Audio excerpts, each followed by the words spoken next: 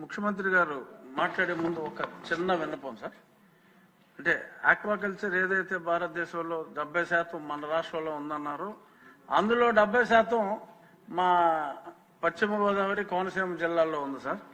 ఇప్పుడు ట్రంప్ బారి నుంచి షింప్ రైతుల్ని కాపాడటంలో భాగంగా అవేర్నెస్ ప్రోగ్రామ్ కూడా మా రైతులందరితో కలిసి స్టార్ట్ చేస్తున్నామండి. భారతదేశంలో కన్జంప్షన్ పెంచడం కోసం మీరు మాట్లాడిన క్లిప్పింగ్ను కూడా ఇప్పుడు వాడుకుంటామని చెప్పి మీకు తెలియజేస్తే ముఖ్యమంత్రి గారు మాట్లాడే ముందు ఒక చిన్న విన్నపం సార్.